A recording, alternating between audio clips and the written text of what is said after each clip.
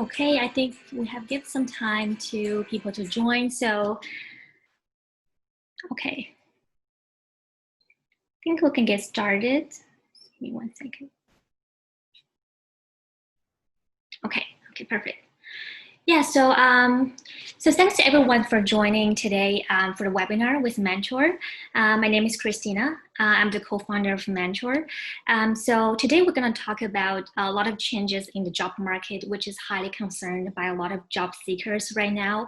And it's really a good time to level up your job hunting skills and strategy in a new time with the new opportunities available. So yeah, let's get started. So I know some of you already be watching this video over and over again. So I just want to introduce who is Mentor. So we are the first career coaching and self-development online mentoring platform. So what we do is we are about one-on-one mentorship with for your career development.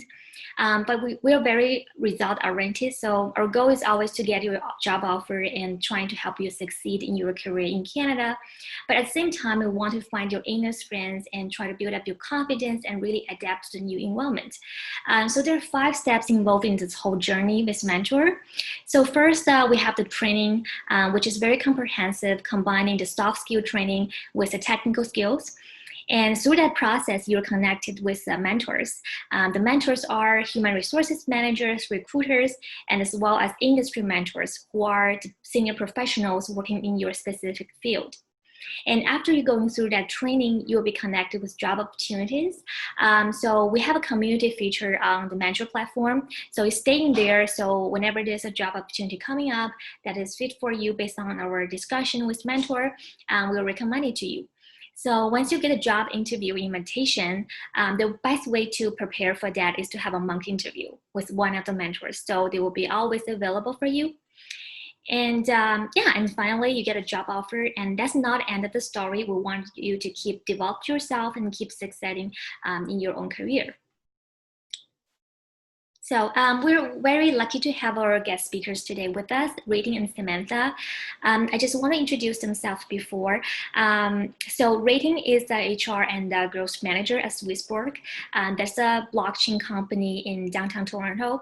So she's leading a very diverse global team of scientists, engineers, and designer across 4 countries. So Samantha herself, she's a training and development expert.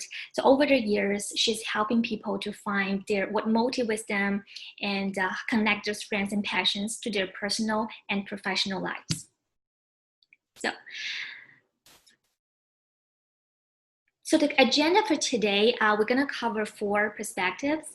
And first, I'm going to go through with you on the job market, what has changed, how the job market evolved and reshaped itself. And then Rating is going to help you to learn some practical tips to how to prepare yourself for the hiring season. And then Samantha is going to focus on self-development, especially for international students. And finally, we're going to open up a panel discussion.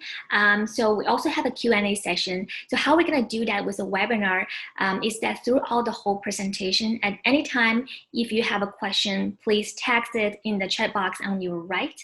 And so that in the end, I can collect all the questions and make sure they all get answered. Okay. So what has changed in the job market? That's a question a lot of people have been pondering since the pandemic. We're going to look at the market from 3 perspectives.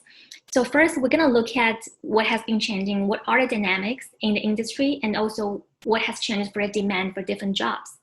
And second is the methods of recruitment has been changing. And third, we're going to also touch upon the competition landscape for job seekers, especially like junior job seekers and also new graduates. Okay.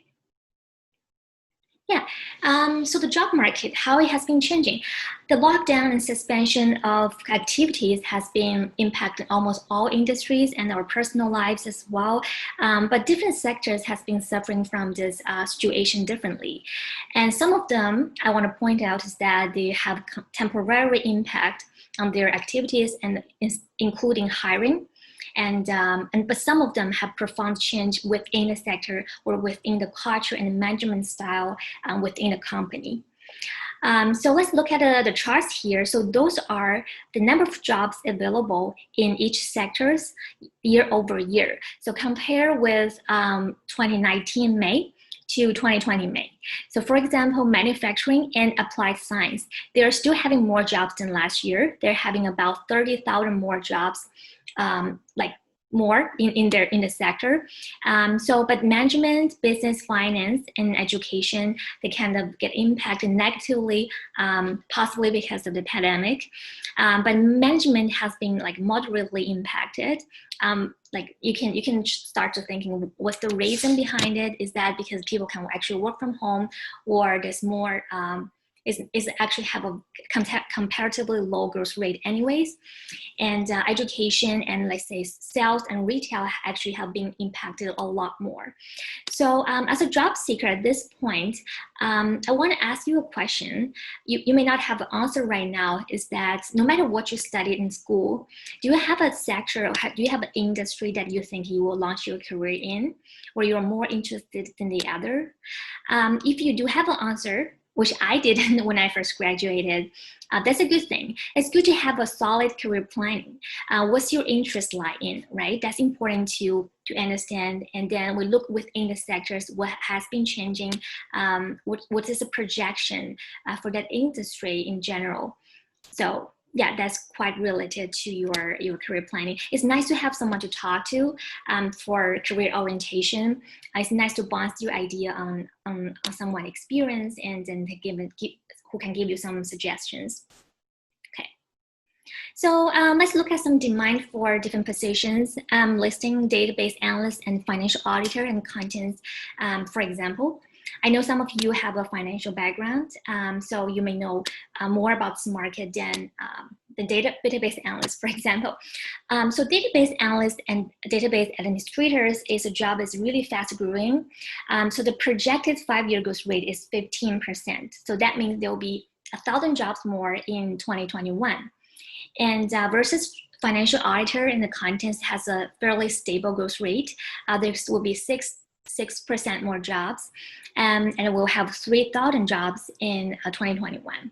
So what is different here is if you look at these charts here, the yellow bar is the replacement jobs, and the blue bar is new jobs. So for database analysts, you can see it's a fairly new industry, fairly new position. So most of the jobs are actually created as a brand new position. And versus financial analyst, it's a kind of mature position, mature market. So actually 72% are replacement jobs, meaning someone retired or left the job, they need to fill someone in. So this is a quite different landscapes. So my suggestions for job seeker, especially when we're recovering from the lockdown, is that stay flexible and trying to see if you have any transferable skills. Actually, you can escalate your skills to the jobs that are more in demand, or it's gonna be more popular over time.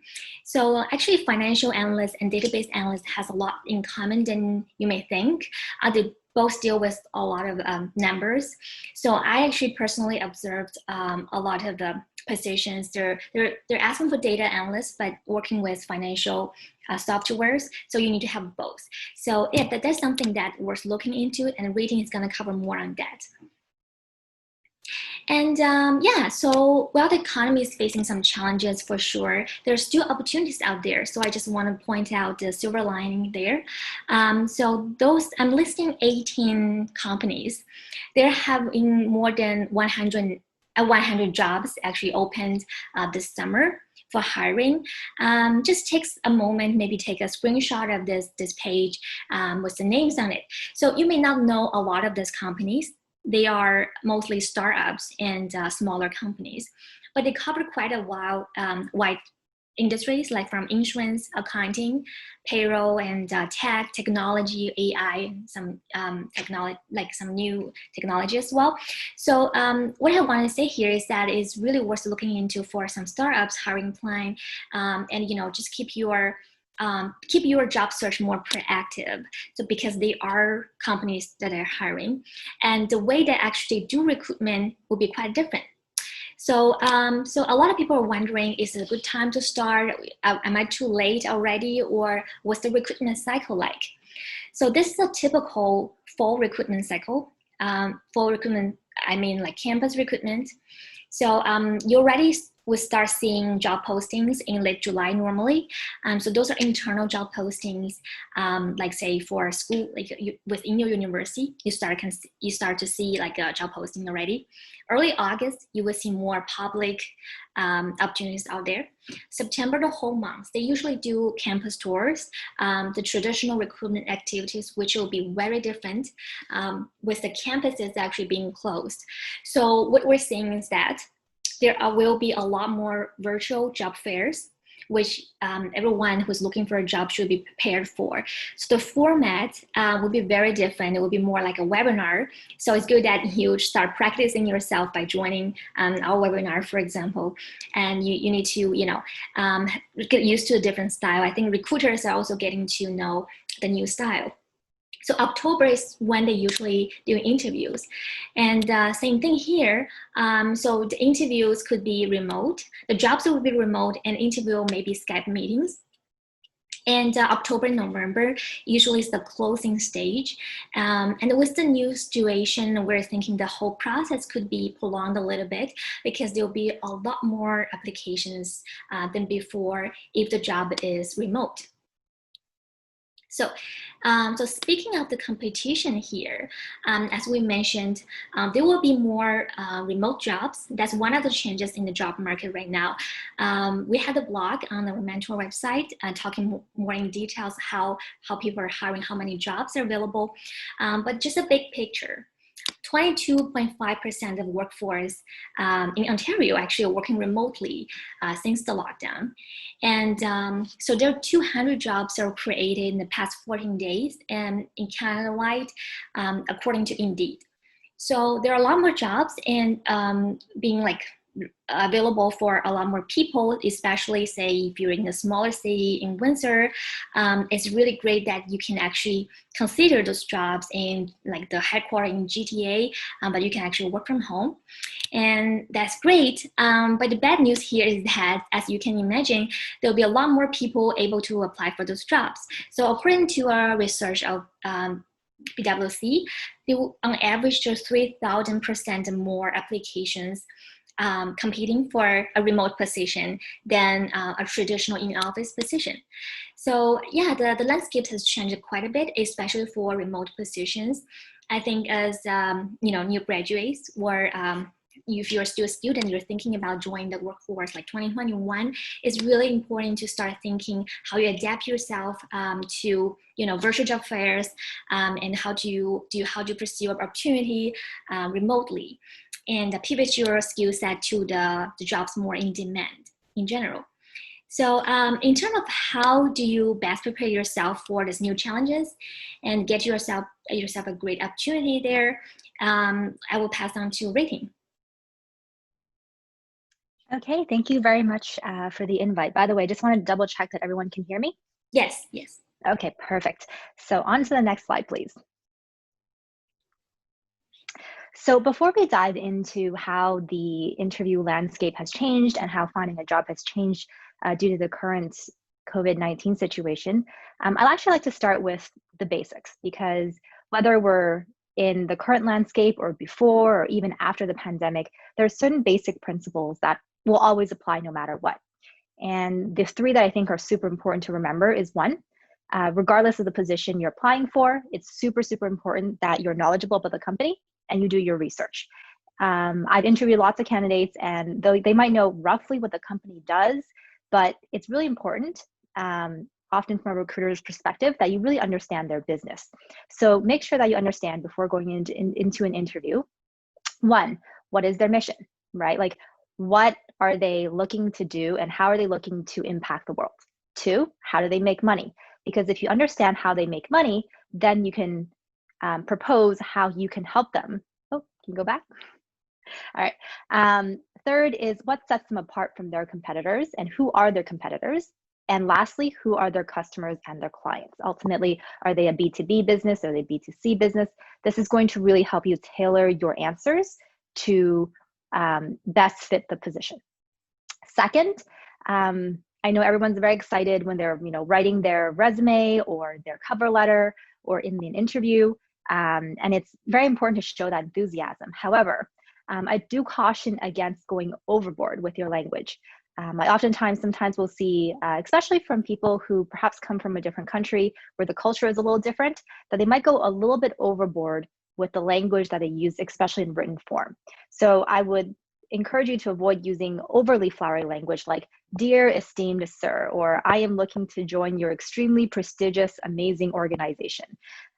You want to focus mostly on their mission. Say something like, "I really admire the way you're helping people find their purpose," if you were, a mentor, for example. And kind of don't go overboard with that flowery language like, "Dear esteemed sir, I think your prestigious, amazing organization is the most amazing fit for my amazing, knowledgeable, wonderful skills." As a general rule, if it's weird for you to say it out loud, or if it's weird for somebody to say it to you, it's probably going to sound weird in writing. That doesn't mean you shouldn't be formal. I think it's often a good idea to kind of be more formal, but think of more like writing a speech. For example, if someone giving a speech were to say this, would it sound normal, right? Third, you want to make sure that the tone that you're setting matches the tone that is for the company. And what that means is oftentimes I will get questions like, should I send in a creative resume? Or should I be more formal, or should I be more casual in my cover letter, in the way I speak? And that really, really depends on the company. And so your biggest hint on the tone you need to set is actually going to be in the job description as well as the company website. And so if on the company website, the way they describe the company as well as the position is using language like, "We are looking for a kick-ass, multiple hat wearing ninja to help us, turn our company into a rocket ship," then yes, go ahead, submit that colorful creative resume. Do something a little bit unusual to really stand out, and feel free to use more casual language in the way you speak, in the way that you write your cover letter, and so on and so forth. However, if let's say you're applying for a bank or a larger, older institution, and they use quite formal language in their job description as well as their website, then you want to stick to that tone. So you want to avoid things like kick-ass or, "I'm an amazing 10Xer," or anything like that, right? So just check out the company website and then match your tone to that company. Next slide, please. By the way, can someone, okay, give me 1 second, sorry. So now we'll talk a little bit about how things have changed now due to the pandemic situation. So first of all is the way companies are prioritizing the qualities that they're looking for in a candidate has shifted. I think the three ones that are really been brought to the forefront today are: one, communication. And that's because the world right now is very much remote due to social distancing and just the entire situation overall. And specifically when it comes to communication, they're looking for people with really strong written and verbal communication skills. When you're working with people and you can't see them face to face, those two are really, really key. And just to give you an example, I was speaking to an HR leader about a couple of weeks ago, and they were telling me that it used to be if someone didn't have the strongest written or verbal communication skills, it would be a yellow flag, but it wasn't an absolute no. However, due to the current situation, if someone can't express themselves clearly in written and verbal form, it's actually a absolutely no red flag for them now. And so their priority on that has really, really shifted. Secondly is autonomy and trust. So again, due to that shift to remote work and the fact that things will likely not return fully to normal for a very long time still, likely 2021, they're looking for people that can start and that they can trust right away. Somebody that doesn't need someone to kind of stand over their shoulder or supervise them. So you really want to give off that kind of impression that they can trust you and that you're able to take on tasks autonomously. Because if you're working from home or you're only coming to the office a couple days a week, there really isn't an opportunity for someone to supervise you as much as it used to be before the current pandemic. And lastly is an increased awareness of the importance of diversity. This is due to a combination of the current political climate, as well as just an increased awareness in general that diversity is really important in bringing out the best strengths of a company. And diversity means a lot of different things. First, it's diversity of thought. So people coming from different backgrounds, people who think of things in different ways, that is still diversity. And then secondly, of course, is ethnic diversity, diverse workforce in general, people coming from different countries, speaking different languages, just kind of bringing all those new experiences in are very valuable to companies now. The benefit for everyone is that maybe in the past, you might think, okay, well, I'm not fit for this industry, or I don't look like everyone else in this industry. And I would really encourage you that now is actually the best time to kind of apply for those industries or positions where you're like, I'm not sure, if I look like everybody else, because that's actually to your advantage a lot of the time. Next slide, please. And next, I'd like to go over kind of what has really, really changed in the past couple of months, and likely will stay this way again for the foreseeable future. First, as Christina mentioned earlier on, kind of be open to fully remote positions. More and more companies are now looking at moving into a fully remote business model where they no longer have permanent office space or reduced office space, or their employees are only coming in a couple days a week. So for example, Twitter, one of the largest tech companies in the world, has actually moved to fully remote completely. So they're never returning to the office. My friends at management consulting firms, even like Deloitte, for example, they're working remotely. And then there's actually talk about reducing office space and office time, and actually looking at moving their workforce to remote with kind of less time in the office. So be open to fully remote, but that also means that there's more positions that you can apply for. Secondly, and this is a huge, huge change from what used to be, is that interview processes now are pretty much all fully remote. And so again, I just want to stress how important those communication skills are, because when you no longer have the opportunity to meet with somebody in person to build that connection with them, how you express yourself kind of through the phone and through video call is very, very, very important. And so companies are doing everything from their interviews to their technical assessments to like final rounds. Everything is now just fully remote. And so definitely polish up on your video call and speaking skills. Next is the fact that onboarding is now fully remote as well. So it used to be, even for remote positions, you would have an opportunity to meet your coworkers for maybe a week or two to onboard before you actually start working remotely. Nowadays, a lot of times companies are even onboarding everyone remotely. So you likely, when you start a new job, will never meet your coworkers for the foreseeable future, other than through a computer screen.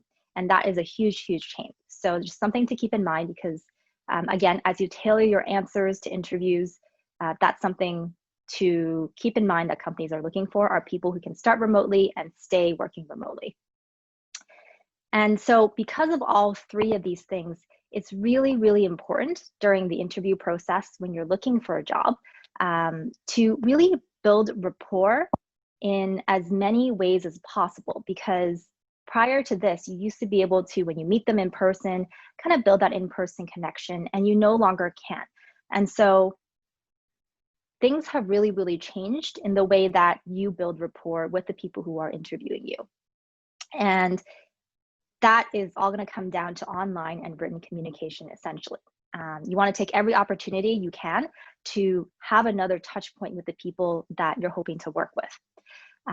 LinkedIn and social media are really, really great ways to connect with your interviewers. For example, prior to an interview, if you know who's interviewing you or you know who the recruiter is, I would go ahead and send them a LinkedIn invite. It's a business platform, so it's not super weird. And I've had people do that to me as well. And I actually always appreciate it because it shows a lot of interest. And so, send out a LinkedIn connection request and say something simple like, hey, so-and-so, I'm really looking forward to chatting with you tomorrow about the opportunity at XYZ company. Same thing with social media. Go ahead, follow the companies, or if you know the recruiter or whoever, follow them on social media if their profile is public. Secondly, it used to be that thank you emails didn't really matter that much, or thank you letters didn't matter that much, and people didn't really prioritize them. But now, because again, you have so few opportunities to actually make an impression on somebody, you want to take, again, every opportunity you can to touch base with whoever's interviewing you. So I highly recommend sending out a thank you email every single time, because in the current climate where everything is remote, those thank you emails is as good as an in-person interaction. And if you're looking for tips or templates for thank you emails, or kind of messages, or how to go about messaging people to build your online and written communication, Mentor has a really, really great tool and library available on their open library, and you can check it out on the Mentor website.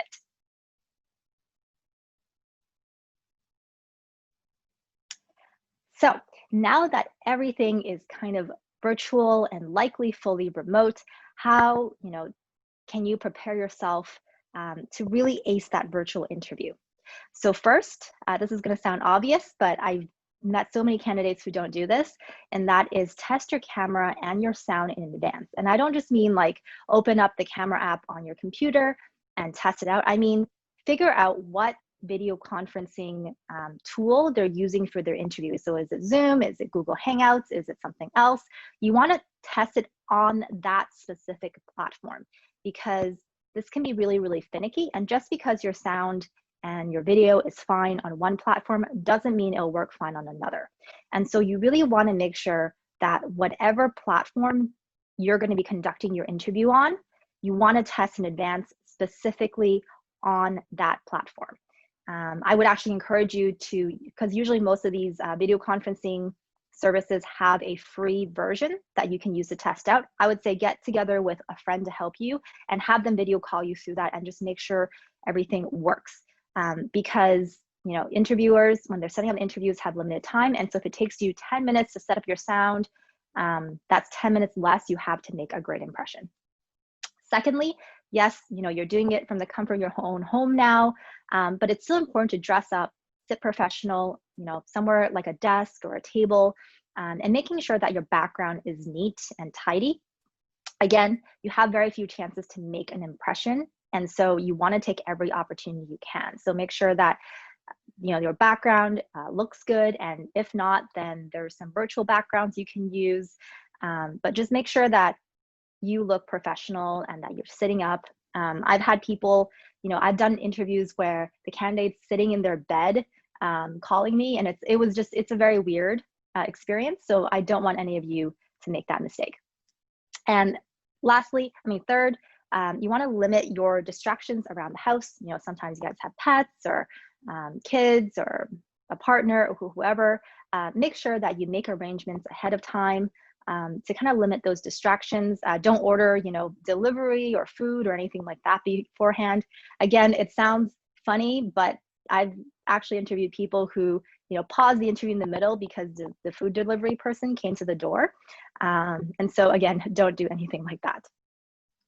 And then fourth, again, I really want to stress the importance of really great communication skills, is that you want to cater your answers to the person who is interviewing you. So for example, your first interview will typically be with a recruiter or of some sort for the company, whether it's external or internal. And so when you're speaking to a recruiter, you want to avoid too much industry jargon. In terms of what words are good to use and what words are not good to use, I would look at the job description. If those terms are in the job description, go ahead and use them. But I would avoid using anything too technical beyond that. And that's because a recruiter will generally have a rough idea of the position and a rough idea of the industry, but they won't have that deep knowledge to really understand the jargon. And your key goal is to make them understand the value that you bring, your past experiences, and why you are a really great fit for the role. And if you use too much jargon and they don't understand what you're saying, then even if it's a really impressive project, they really won't get it. And so you want to really save your technical answers for when you're speaking to the technical hiring manager themselves.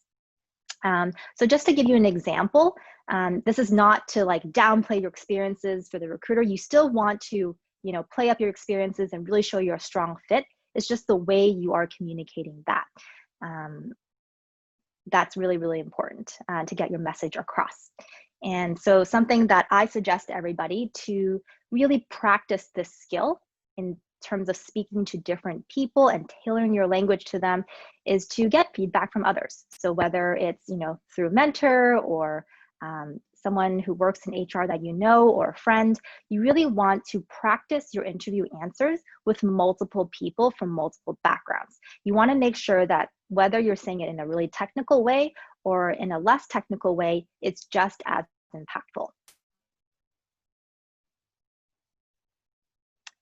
And lastly, now that a lot of people are staying at home and have a lot of kind of extra time on their hands, it's a really great opportunity to really invest in yourself. And so I think one of the top skills you want to invest in is working on your verbal communication skills and speaking with confidence. I know this is actually something that's really, really difficult for a lot of people. And most people aren't natural good speakers. Public speaking is really, really scary. And being able to speak well and fluently is something that you can definitely learn. And for this, I actually want to share kind of a personal story. So when I was in high school, I think up until I was in second year university, I was probably the most shy person you could ever meet. I remember if a teacher called on me in class, I would freak out, I would mumble something, look away from everyone, and then sit down and I would blush so hard. But when I started entering the workforce, I realized that having confidence when you're speaking and being able to communicate your ideas clearly will help you in so many ways. It's not going to only help you land your interview, but it's going to help you do really, really well at your jobs. Because at the end of the day, regardless of what role you are, whether it's technical or less technical, being able to communicate your ideas to others and communicate well is always going to help you do better. And so what I started doing is I would actually record myself speaking and answering questions and listen to myself. It's really, really hard to listen to yourself. I know. It's really scary listening to your own voice, and it's kind of embarrassing. But I highly encourage everybody here to do that, especially if you're not so good at public speaking or just communicating your ideas in general. I would have some interview questions set out in front of me. I would set up a recording and then just record myself. And over time, you're going to notice yourself improve. And watching your videos back, it's better that you're the one watching, especially when you make mistakes, versus when you're doing it in a live interview setting where the stakes are much higher. The other reason I encourage you to record yourself is sometimes you actually might catch yourself doing weird little habits or tics that hurt you in an interview setting and you don't actually notice that you do them. And I'll give an example. A friend of mine knew a gentleman who apparently when they were speaking to other people or doing public speaking, they would actually button and unbutton their shirt. This was like a completely unconscious thing that they did when they were public speaking. And otherwise, he was a great public speaker, but he would just button and unbutton his shirt constantly as he was talking. And he did not realize this until he video recorded himself talking as part of a coaching session and realized that he had this weird nervous thing that he did. And so that's why I encourage all of you to kind of record yourself, practice, and look for mentors and so on and so forth. Secondly, right now, it's really, really hard to network, but I encourage all of you to go out and do some virtual networking. Because of the current situation, a lot of these meetup groups or events are now all completely virtual.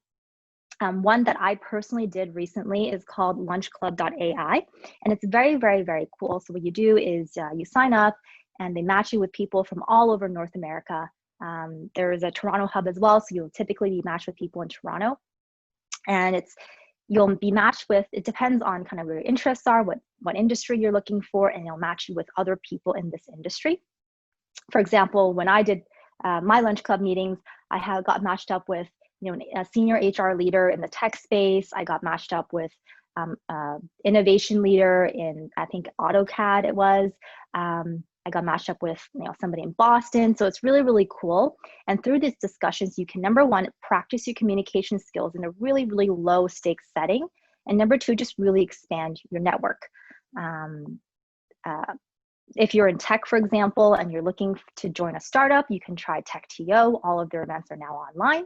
And if you're part of any other industry, you can actually find a lot of industry-specific events on things like meetup.com or Eventbrite. Pretty much everything on there is now virtual. So you can still participate, and they typically all have virtual networking sessions at the end.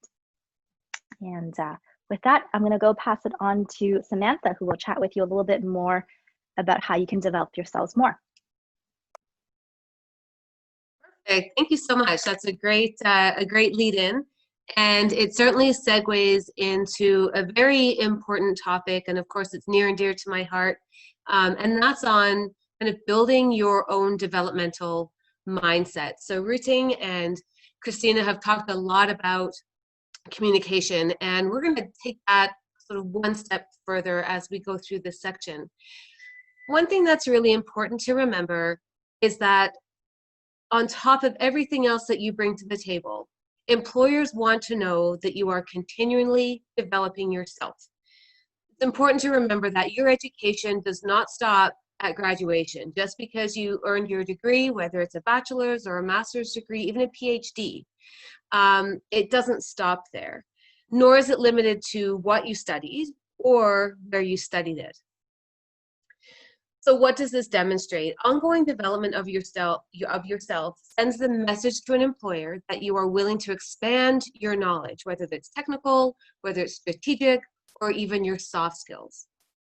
So it shows them that you're flexible. And in the current work environment, flexibility is key. Christina mentioned very early on in the webinar that having a career plan is important. And it is. But you also need to be willing to set yourself some new goals and stretch yourself one step further. Just a little personal story here. I began my career as an elementary school teacher. And after 4 years of working in that job, I asked myself the question, well, what's next for me? What's my next goal, my next step? And I wasn't able to answer that in that particular role. And it told me that it was time to learn some new things, set a new goal, and develop myself to achieve that. So that being said, you also need to be able to learn to connect skills from different areas of your life and different disciplines, and show somebody that you can transfer skills from one area to another. Developing yourself also shows that you will seek out experts in different areas and learn from them. Ruting just mentioned the importance of virtual networking. So this is a great opportunity, again, to be able to talk in an interview about your network and other people that you have learned from. If you've done this in the past, it will be assumed that it's something you'll do in the role. And again, employers want to see that. They want people who are autonomous, who can work independently, who can make every effort to find answers for themselves. So while you're job seeking, how can you continue to develop yourself? And Christine, if we could pop to the next slide, please. Perfect, thank you. Keep in mind that everything is an educational opportunity. Those opportunities to learn are all around you. You just need to be aware of what they are. You need to grab them, and you need to make them work for you. So let's look at a couple of different areas where you can do that. And the first of those is on the next slide, and it's in relationship building and communication skills. Again, you've heard a lot about the importance of communication. You've heard a lot about building trust. Building relationships is a skill that's critical in any role, in any industry, and in any setting, in the current environment and previously. You need to be able to work with other people to accomplish tasks, to get projects done, and even just to become a part of the workplace culture. So you can practice your relationship building skills. You don't have to be in a job necessarily to do that. You can practice with your friends and your family. You can do things like practice your listening skills. You can practice empathizing, putting yourself in somebody else's shoes to try to understand what it is they're feeling and why. You can do things that help to build trust, like following through on what you say you'll do. Try to identify the different communication needs that others have. Not all of us communicate in the same style. Some of us are very fast-paced and outgoing, while others are a little bit more moderately paced, and they need time to process information. Some people are typically cautious and skeptical, and you'll notice that when you are talking to people who have a tendency towards this, they tend to look at maybe what could go wrong first. It doesn't necessarily mean they're negative, it just means that that's where their thoughts go. Other people are generally warm and accepting and want to jump in right away. When you can identify where people sit and what their style is, you can then adapt your communication to, quote unquote, speak their language. Reading talked earlier too about catering your language to your recruiter. This is a really good example of adapting your communication to the person that you are speaking to. So remember that when you interview, not all of your examples need to be work-related. For instance, project management skills can also be showcased when you organize an event or show a perspective, when you organize an event or get involved in certain activities. I think it's important to show prospective employers that you do more than just work, and that your work-related skills and your personal skills can transfer back and forth. So how and where can you get this practice? It's important to look for opportunities to jump in and maybe help people with things that they're working on or projects. You might volunteer perhaps at a local organization. There's a lot of that going on right now, and there's a lot of need for volunteers. You could help an elderly family member or a neighbor. So there's lots of things that you can do in your day-to-day life where you can apply certain job-related skills, communication skills, relationship building skills. But to get the most value from that and to be able to talk about it in an interview, it's important to reflect on the job type skills that you used during the experience. Journaling is a great way to do that, just to jot down a few notes about what you did. Were there any obstacles as you were planning an event? Who did you engage to help you with that? And was there any conflict? And if so, how did you resolve that conflict? Again, all job-related skills that you could potentially take into a role. And then, of course, on the next slide, we can talk about sort of traditional learning in terms of taking a course. There is a lot out there, a lot of online learning right now, because that is just the direction that learning and training is going. It's a great way to develop your skills. Places like LinkedIn Learning are a great place to go, Udemy. There are lots of university and colleges who are doing online classes. And of course, Mentor has certain boot camps available and other courses that will help you to kind of beef up your interview skills and your communication skills. I personally suggest stretching yourself into areas in which you might not be fully comfortable. Just sort of push yourself a little bit. So for instance, if you're a mechanical engineer, take a business 101 class. Learn more about how businesses operate. What does it mean to be strategic? Maybe you're in finance, maybe a sales class would be something good to take. It just gives you that extra level of knowledge that you may be able to work into a new role, and it just makes you just a little bit more marketable. You can also read or listen to something new. Maybe you pick up a book by an industry thought leader. I'm a big fan of Simon Sinek. He is a thought leader on leadership. He's a wonderful speaker, and I can't think of any podcast or talk that he's done where I haven't walked away thinking, wow, I can really take something away from that. Maybe you subscribe to Audible, which are the audiobooks, or maybe you're a big fan of listening to podcasts. Whatever you decide to do, make it relatable to work and think about how you can talk about that when you're sitting in front of a recruiter. So those are the tips that I have for you right now on broadening your developmental mindset. Show a potential employer that you are always willing to learn.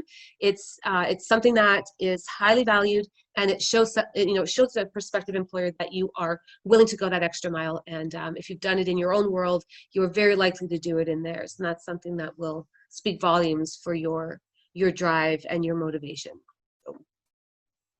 So Christine, I'm going to turn it back to you now. I think we are moving into a Q&A session. Thanks, Sam, for rating about all the very practical tips for job seekers nowadays with the new situation. So as Sam was mentioning that there are a lot of trainings online, I just want to take this opportunity to introduce to you to like the methodologies that Mentor was adopting. It's not overlapping with your networking practices. I have to address that. As Rating mentioned, there are a lot more ways that you can do virtual networking, which is very important, and we really want to teach you how to do that and how to do that effectively. But on top of that, there are a lot of communications skills and soft skills are required for this new like kind of workforce landscape.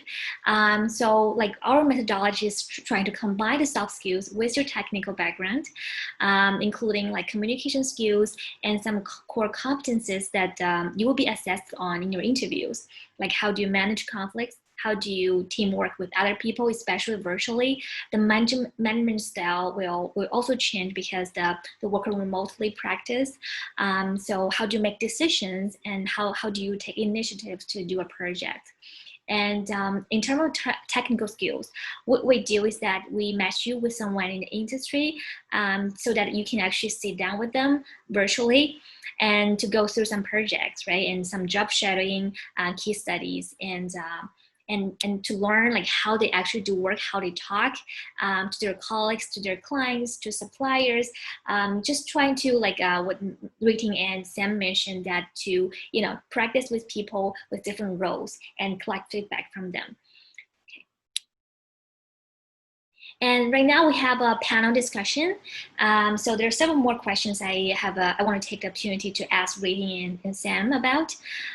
So first question. So with this new challenges and new like remote job market available, so how do I keep moving like with this flow? How do I future-proof myself to make sure I'm always on top of the game?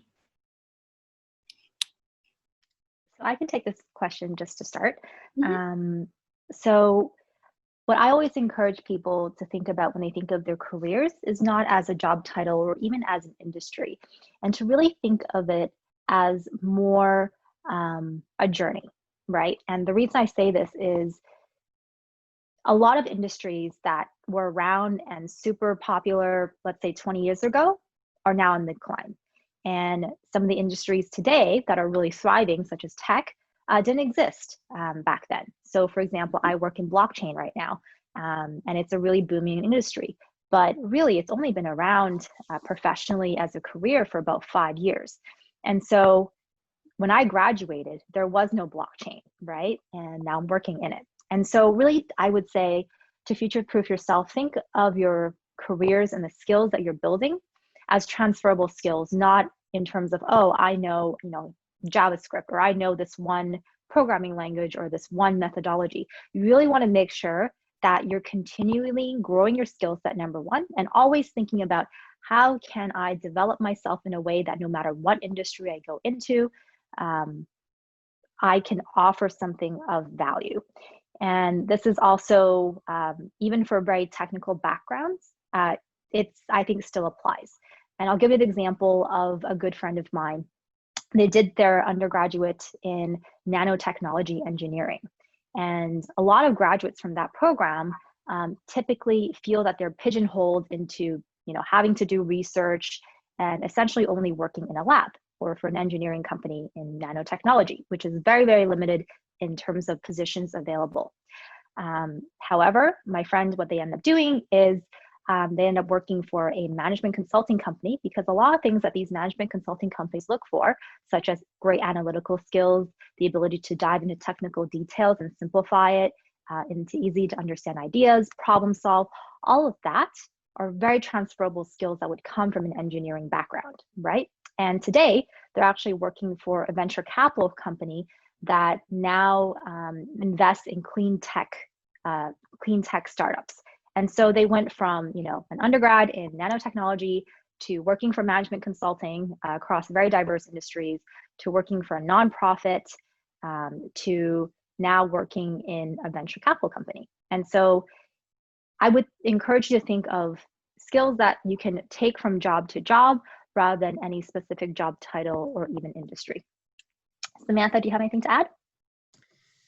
Yeah, I think that's some great suggestions there too. I always feel like when you're in a role, it's important to ask, if the opportunities to try something new or to work on a project, let's say, which are ways that employers will try to stretch or help you to stretch your skills. If those opportunities aren't put right in front of you, I think it's very important to ask for them. Be aware of what other kinds of things are going on in your organization, and then ask key people for those opportunities. Can you be pulled onto a project in the marketing department, for example? Can you be pulled into a project in the IT department because it's something that you're interested in? I think oftentimes we wait for our managers to come to us, and I think it's very important to take that initiative, especially if it's something that you want, you're really looking forward to developing in yourself. So that being said, it's also important then to have a good understanding of how the other functions in an organization work. So important to not limit yourself to your own department, get to know people in other departments and learn how everything is interconnected. It makes you a lot more strategic that way, and again, more marketable for those other opportunities that will help to take you forward. Awesome. So I have another question for you guys. So is there a hidden job market out there? So how do I get myself, interview opportunity? Oh, this is such a good one. I love this question. So something that people might not realize is that the majority of open positions out there are actually never posted online as a public job posting.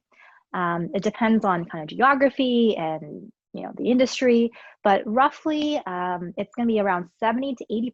That's a huge amount. 70 to 80% of jobs are actually never publicly posted. And so if you're only finding jobs by applying for positions that are posted on Indeed or Kijiji or wherever, you're missing out on a ton of job opportunities. So there's definitely a hidden job market. And a lot of people, I think a recent statistic is that about 70% of people say that they got their job through networking. And there's two reasons. One is this whole reason that companies actually don't end up posting a lot of these positions. And secondly, companies are more likely to hire candidates who are a referral, because it's coming from a trusted source. And so if you are a referral, you automatically have a huge step up from everyone else applying for this job. Even if you're at the exact same skill level, the company is more likely to hire somebody who is a referral. And so it's like, how do I access this, right? Especially now with the pandemic situation, I can't meet people in person, or I am new to the country, or I just graduated and I don't have a huge network.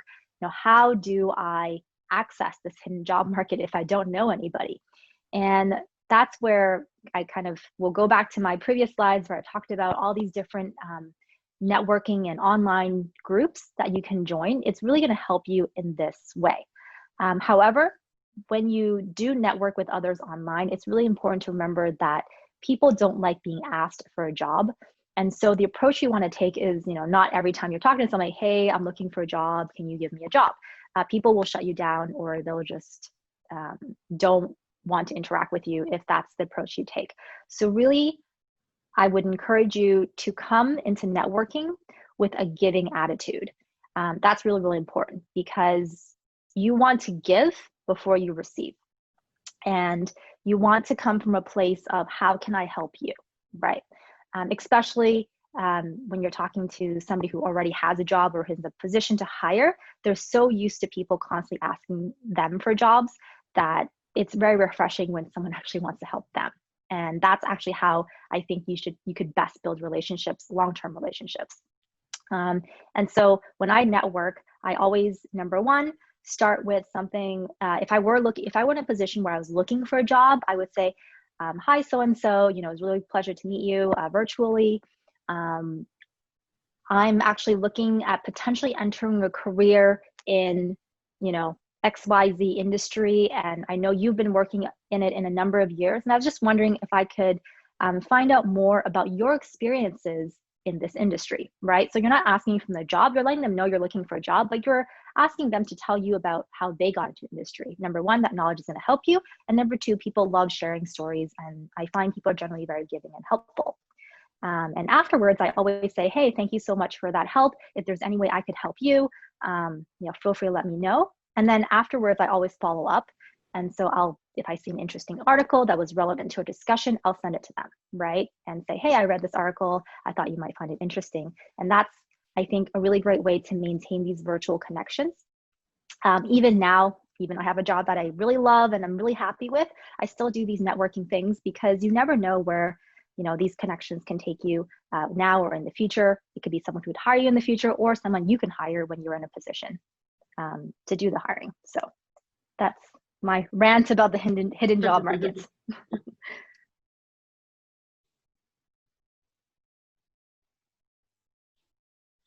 So is there anything to add, Sam? No, that was beautiful. Although I will say, I do notice, so on LinkedIn, for those of you who have a LinkedIn profile, or if you don't have one, even the simple act of being a little bit more active on LinkedIn gets your profile noticed. So again, to the point of sharing articles and things like that, while you may not be sharing them directly to an actual contact, even by sharing articles or readings or other posts, people get to learn what you're about. And you'll notice that your profile views will go up significantly. So that's just sort of a more, I guess, a less direct way of networking, but it's, again, that idea of putting yourself out there, sharing your knowledge, sharing, useful tidbits of information within your industry with other people is a great way to get noticed, and people start to learn what you're all about. And then obviously makes you interesting to other people. So, yeah, awesome. Okay, so I just want to remind everyone that we have a Q&A session as well. So if you have any questions specific to yourself, please feel free to leave a message in the chat box, where in the end you can unmute yourself and speak freely. Okay, another question. So especially while there's some, the job market's kind of quiet for a while, there's hiring freeze, there are a lot of suspensions. So how can I keep myself motivated during this process? do you want me to start with this one? Why don't you go for this one, since I've been taking them first, so Okay. I'm sharing. It's I think it can be, we hear from a lot of people, and the situation being what it is right now, everybody is handling this differently. Some people are loving the downtime. They're learning a new language. They're reading more books than they ever have. They are gung-ho. And I know there are other people who just have a hard time getting out of bed in the morning. And so however, you're handling the situation, whether it's COVID, whether it's job seeking, is up to you. But what I will say is I always find it very healthy to every day engage in something that makes me not want to check my cell phone. And that tells me that I am in flow, that I'm loving what I do, and it puts me in a headspace where I feel really good about myself. I'm not thinking about what's on my phone. I'm not thinking about, how many cases, did Canada come down with today. I'm not thinking about the job market. I like to actually detach and do something that almost feeds my soul. I know that sounds very sort of blue sky, airy-fairy thinking, but I really do find that works. And obviously connecting with other people helps. Just trying to keep things a little bit lighter at times. We obviously have to keep our eye on the prize, and that is, landing that great new job. But at the same time, it's not feeling so weighed down. It's really finding things that make us tick and enjoy our days. Again, whether it's learning a new skill, spending some quiet time, or whatever it happens to be. So that's how I think we keep the that dopamine going in the brain, that feel good hormone that gets us through the day and keeps us feeling happy and energized. Mhm. Awesome. So Rating, do you have anything? Yeah. Yeah, for sure. So again, it'll depend on your personality and what works best for you. But for me, I found that establishing a routine is really, really important to kind of just stay consistent and motivated day after day after day. So, I wake up pretty early every single day, even though I'm working from home now. I still wake up as early as, when I had to go to the office. I still, take a shower in the morning and eat breakfast and then have my coffee and pretty much do the exact same routine as when I went to the office. And if I were a job seeker and I was looking for a position right now, I would pretty much structure my day exactly the same way as if I were working. That keeps you on track in a way that, you're applying for jobs, you're saying, okay, from this time to this time, I'm going to apply for jobs and answer all these emails and look for positions to apply for. And then once you get that out of the way, then you can enjoy the rest of the day, do whatever you want, right?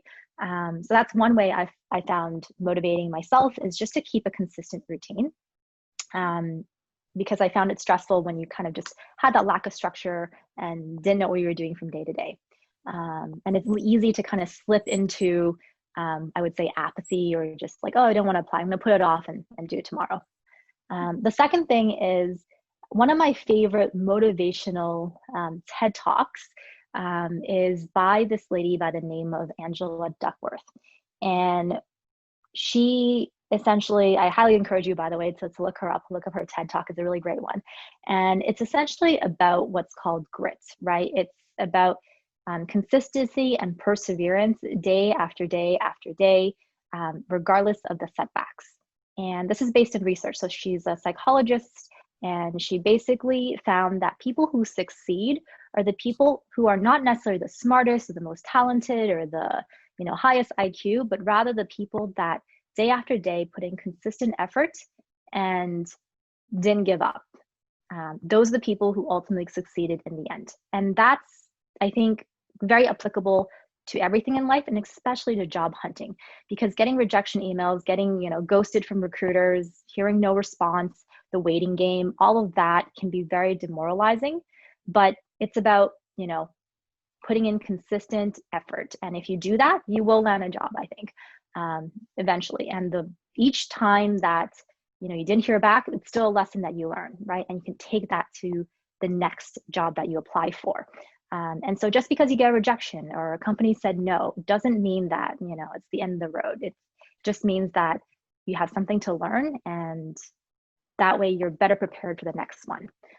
So I found that philosophy very motivating for myself as well. Awesome. Yeah, actually, I just found that video and shared in the group chat. So you guys feel free to check it out. That's great resources. So that's all the panel discussion question I have. So is there anyone that want to ask a question to our mentors? It's a great opportunity if you have a question about your own career planning, where you're stuck in your job searching process, you want to get an answer specific to your situation. It's also a chance to do that.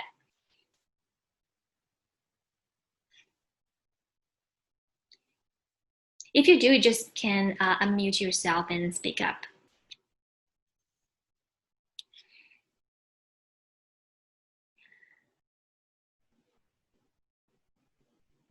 Okay, so if there's anyone have any question later, you can just leave a message in the chat box.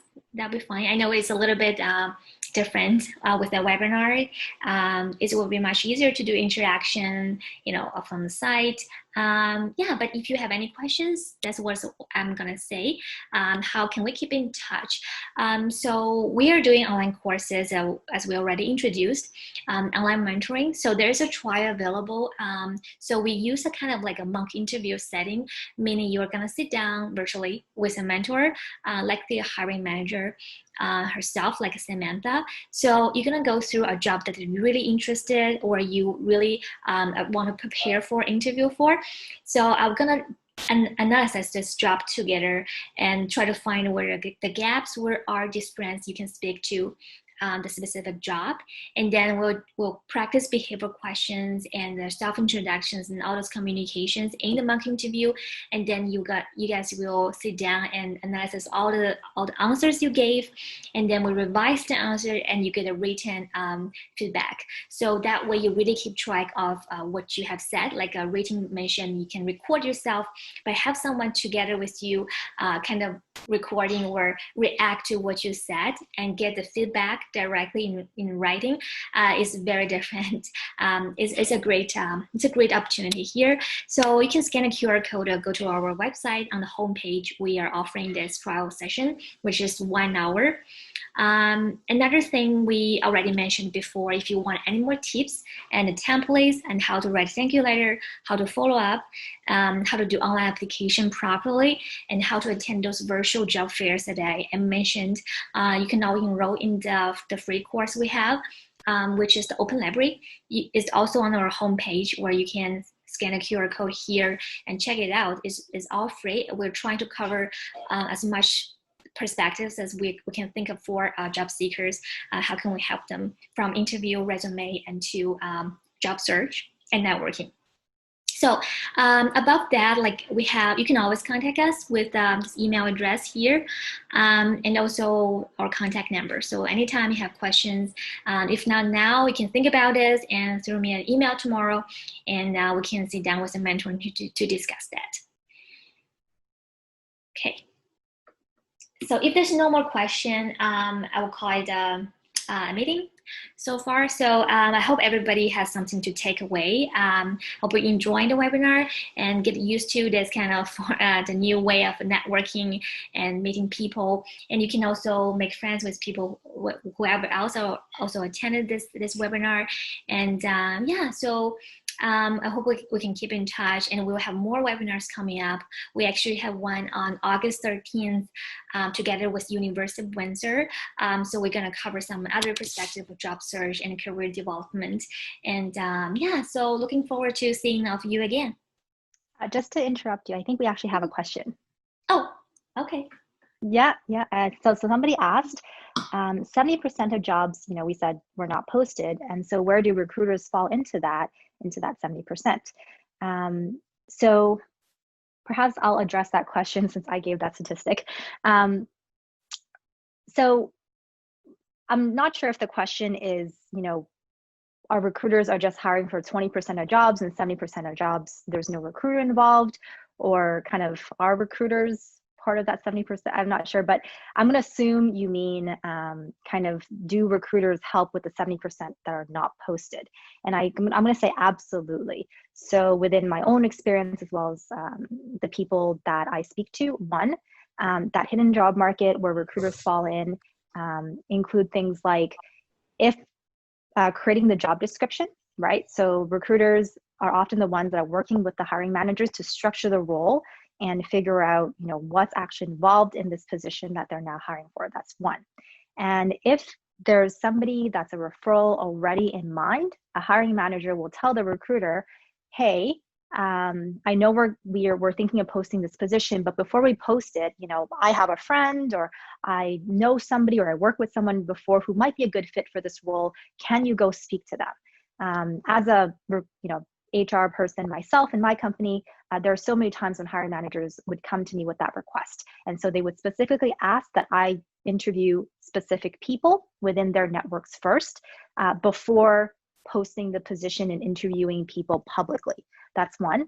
And two is, a lot of times I found myself posting a position, but then deferring to the interviewing internally recommended candidates first. And a lot of these external candidates who apply for the position they don't have an opportunity to interview with us because one of these internal referrals, I guess, got first dibs, and they ended up being a good fit. And so the recruiter really, I would say, is the point person, regardless of whether it's a kind of hidden position or a public position, right? Because they're the ones who are conducting that initial interview. Hiring managers typically don't have time to do that because they're doing whatever their normal job is. And so the recruiter will still screen internally recommended candidates. It's just a matter of whether they start considering external candidates. And so it's actually a really great idea to make friends with recruiters. Yeah, so I just want to add to that. So people are asking me, so how can I get these referrals? I don't have anyone I don't know in the industry. So yeah, as a rating set, it's really good to connect with a recruiter. So it's actually more effective than talking with a lot of professionals working as either analysts or accountants, that the position that you want. They usually don't know those information. Unless it's really in their team, they don't know the hiring, the news, and the recruiter, they're the first to know. And yeah, that's why a lot of our courses and our network, we're focused on training with HR so that they know you personally, and because they spend time with you and they trained you, right? So another thing I want to add to that is that usually the referral goes, they already knew you and they trust you can do your job, and they put their name on it, so they refer you. But it's still at the end of the day, you still need to perform in the interview, right? You still need to prepare for that, and how much interest you show in the interview for that position is also very important. So like it is either internal or external. You should prepare yourself 100% for the interview. So it's not that you get a free pass if it's an internal job.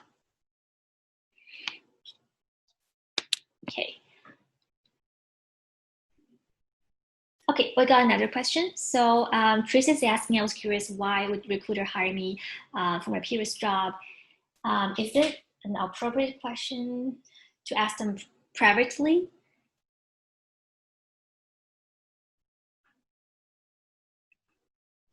So again, I'm gonna maybe ask Tracy to clarify what they mean. But do you mean like you were hired at a company and you left, and then the recruiter reached out to you to hire you back for a position that you used to be? Or is it that you're currently working a certain position and then you're applying for another position and they're hiring you for the same job title or same job description as your previous position? Can you clarify, Tracy? You can just type in the chat just to so we can kind of have the best answer for you. Yeah.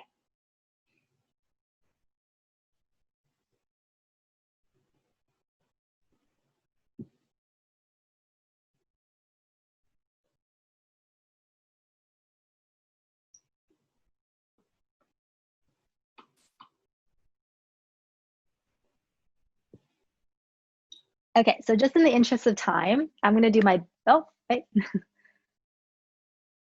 Okay. Okay, so you left because your contract ended and that was your first job. I feel like the question is it okay to ask the recruiter for feedback on maybe what was it about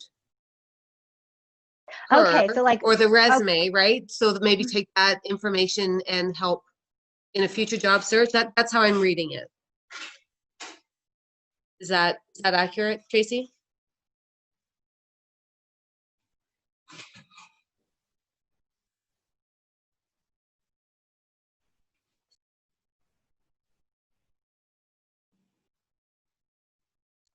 Yes, I think it's more about asking for feedback. So what was it about the resume or the interview that led to being hired? So then using that feedback going forward in future applications. I would say absolutely. If you worked with a company before, you're not a stranger to the company, right? And you're not a stranger to the recruiter. And so I would say that is absolutely not taboo. You know, if you were to reach out to them, if you have their contact information or their email, I would absolutely kind of say, hey, so-and-so, I'm currently looking for, a position, and, I previously worked at so-and-so company, would love to get some feedback. Yeah, like if someone were to send me that message, I would be happy to do it. Unless the recruiter is not very nice. But I like to think most people are pretty nice and they wouldn't be adverse to having a conversation like that.